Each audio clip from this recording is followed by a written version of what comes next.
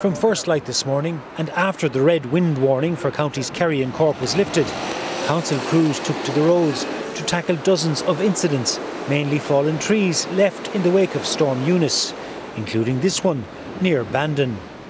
Falling trees and branches also knocked out electricity supplies and phone and broadband services, as wires snapped when they were hit.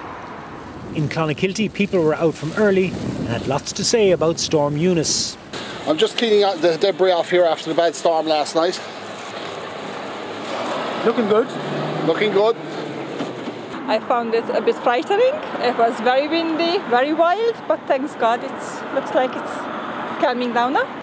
Normally the wind would be very consistent if it comes from the southwest. Yeah. But last night it was coming in dribs and drabs and I stepped away fine.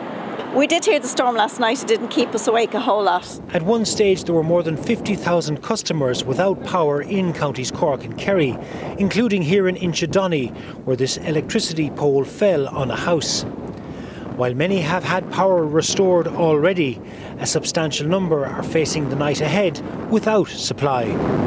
This evening the post-Eunice weather remains squally and changeable in the southwest, but nothing like what was experienced much earlier today. Well, let's hear more from our correspondents. Joe McGreely is in Cork, Pat McGrath is in Sligo. Joe, as you said there, most of the power outages in the southwest. What's the latest? Yes, David, of the 44,000 nationally, 24,500 of those are in Cork and Kerry. And a bit of a breakdown between the counties. There's 13,000 in Kerry at the moment.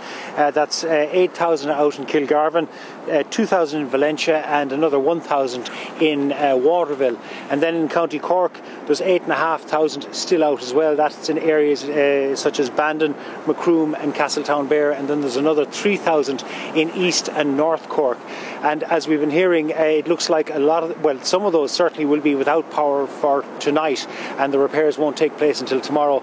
And the ESB have been telling me that they're now looking at moving crews from parts of the country that weren't affected by Storm Eunice to these areas so that they can try and speed up the repairs. And indeed, there's also talk of crews coming from Northern Ireland beginning tomorrow to help to finally get all of these houses restored. OK, and Pat, thankfully the West Coast seems to have escaped the worst of what was predicted from Storm Eunice.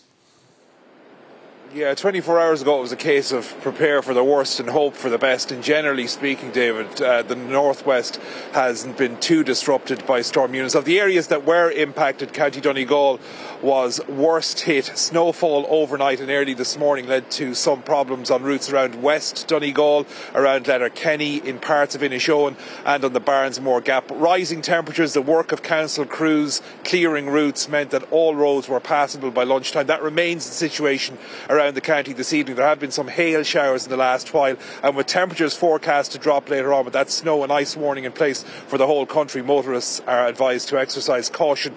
Local authority crews also in Roscommon, Sligo and Leitrim were paying close attention as the day unfolded, but apart from snowfall on high ground where it stuck, no major problems to report. But there is plenty more to come inclement weather-wise for this part of the world over the next couple of days. A 48-hour yellow rain warning for Donegal, Sligo, Leitrim and Mayo comes into effect at 4 o'clock tomorrow. That's going to lead to persistent rain with a chance of flooding, and those problems could be compounded by a status yellow wind warning on Sunday morning for 24 hours for all of Connacht and for Donegal. Strong westerly winds could combine with that heavy rainfall and high tides to pose a risk of coastal flooding. So Storm Eunice in the rear view mirror, but plenty more to come over the coming days. OK, Pat and Joe, thanks for that.